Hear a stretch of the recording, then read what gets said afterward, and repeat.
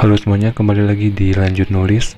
Kali ini saya akan melanjutkan membahas alur cerita dari film Crossfire episode yang ketiga.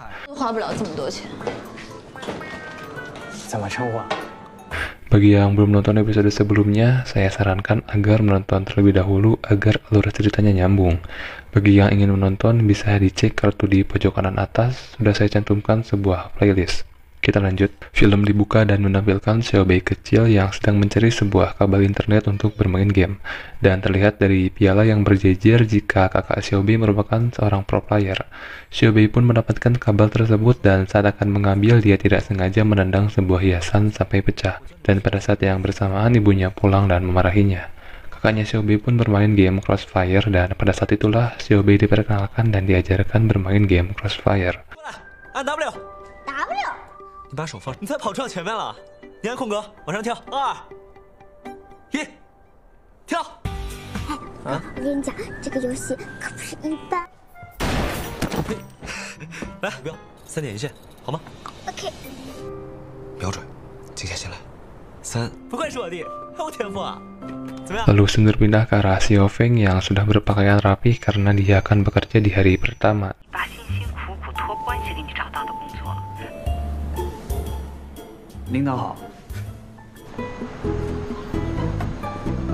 Xiao Feng pun ditempatkan oleh supervisor di ruang HRD. Feng pun disuruh agar memilih meja yang akan dia gunakan.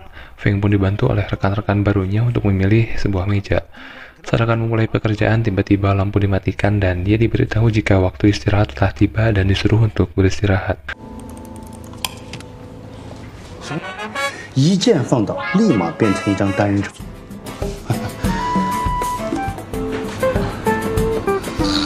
Sun pindah ke arah Lu Xiaobei yang masuk ke kelasnya. Dia melihat Cugo yang sedang tertidur dan juga melihat sepatu milik Cugo yang berada di mejanya.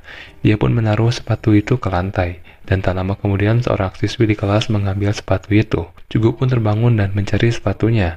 Lalu siswi tadi memberitahu jika dia telah membuangnya karena mengira jika itu adalah sampah. Cugo pun dengan cepat mencari sepatunya di tempat sampah. Lalu Cugo pun berbaris bersama para siswi lain untuk tes pemilihan anggota atletik. Namun saat yang lain sudah siap, dia masih sibuk dengan sepatunya yang rusak. Para siswi lain pun sedikit merendahkan Cugo karena memakai sepatu yang telah rusak. Cugo pun menyimpan sepatunya dan ikut tes tanpa alas kaki. Dan Cugo membuktikan jika tanpa alas kaki saja dia bisa menang.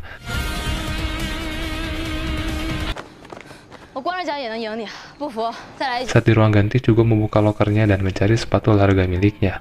Namun dia tidak menemukan sepatunya tersebut.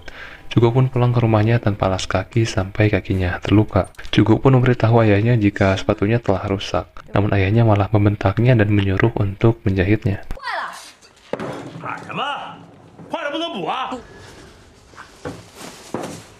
Di lain sisi, Xiao Feng bekerja dengan sangat baik sampai supervisor menguji keahliannya dalam mengetik.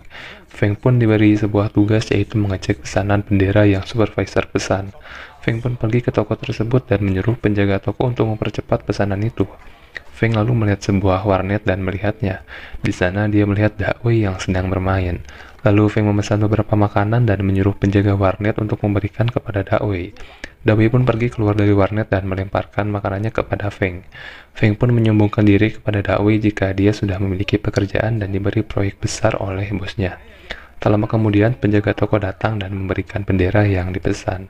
Dakwei pun tertawa karena sebelumnya Feng mengatakan jika dia punya proyek besar. Dakwei pun kembali masuk ke dalam warnet.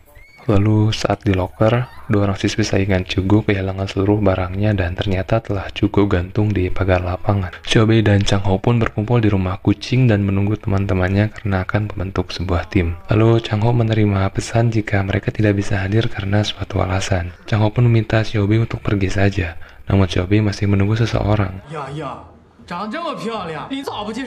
Orang itu pun datang.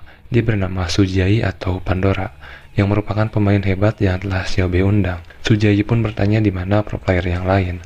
Xiaobei pun mengatakan jika ada sedikit masalah dan mereka tidak datang. Lalu Su Jiayi juga bertanya di mana sponsor dan yang lain-lain. Namun tim Xiaobei belum memiliki itu semua yang membuat Su Jiayi pergi dari rumah kucing itu.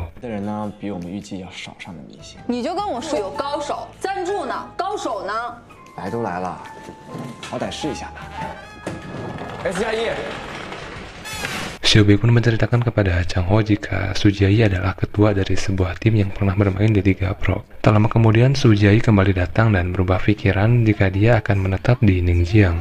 Lalu mereka bertiga pun pergi ke rumah Chang Ho yang sangat berantakan. Lalu Su Jiayi memilih dan bersikeras ingin tinggal di ruangan Chang Ho. 你还有迪瑞克斯呢，有点品位吗？你住这屋，那我住哪儿？你们战队不是解决失踪？我给你半个小时收拾一下，我挺累的了。待会 Lucian 儿 berpindah ke arah Xiao Feng yang menempelkan selembaran tentang disewakan sebuah ruangan. Lalu seorang wanita datang dan berminat dengan ruangan tersebut. Lalu Feng memperjelas jika di ruangan tersebut dia akan tinggal bersamanya dan patungan untuk membayar semua kebutuhan rumah. Feng pun terus memperhatikan wanita itu dan ternyata dia adalah teman SMP Feng yang bernama Anlan. Feng pun memperkenalkan dirinya kembali kepada Anlan. Setelah itu, Anlan pun pergi dan tidak jadi menyewa ruangan karena takut tertular keburukan Feng. 你放开小凤！哎，等会儿。是，近朱者赤，近墨者黑。挨着你这留级生， Feng pun terus menurunkan harga yang membuat Anlan sepakat. Pada malam hari, Xiaobei ditelepon oleh Chang Ho agar mengusir Su Jiayi dari rumahnya karena Jiayi telah merubah kata sandi internet rumahnya untuk live streaming. 你打我！跟我打，你配吗？我配吗？我是配药吃的，你问我配不配？ Xiaobei pun mematikan teleponnya dan merekam dirinya untuk memberitahu kakaknya jika dia menemukan satu anggota baru yang jago menembak. Saat malam hari, Feng dikagetkan dengan Anlan yang berteriak histeris karena di ruangannya penuh dengan kecoa. Feng pun menyuruh Anlan keluar dan menyerahkan masalah ini kepadanya. 下来，出去，快点！捉蟑螂呢？你看，他要提醒你一下，像 Tak lama kemudian kamar Anlan kembali bersih karena Feng telah membersihkannya. Feng juga mengingatkan jika setelah makan harus cepat dihabiskan atau dibuang karena jika tidak serangga akan berdatangan. Feng lalu menghidupkan komputernya dan bermain Crossfire. Begitu juga dengan Xiaobei yang menghidupkan laptopnya dan bermain Crossfire juga. Lalu sesuatu pun terjadi yang membuat mereka berdua kembali bisa berkomunikasi. Feng pun kembali bertanya kenapa Xiaobei bisa mengetahui kejadian kemarin. Feng pun masih tidak percaya jika Xiaobei dari masa depan. Lalu Xiaobei meminta Feng menunjukkan piala yang dia dapatkan. Lalu Feng mengatakan jika One Coin telah bubar dan tidak akan bisa mendapatkan piala. Xiaobei pun berkata jika One Coin memang pernah bubar namun tak lama kemudian kembali terbentuk dan memenangkan kejuaraan nasional. Dan karena kemenangan mereka juga, dunia game telah membuka era baru yaitu e-sport. Feng pun lalu meminta alamat rumah Xiaobei untuk dikirimi surat agar dia percaya. Tiba-tiba sesuatu kembali terjadi yang membuat komunikasi mereka terputus. Lalu Feng meminta sebuah kertas dan amplop kepada Anlan untuk mengirim surat kepada Xiaobei. Dan episode 3 pun selesai.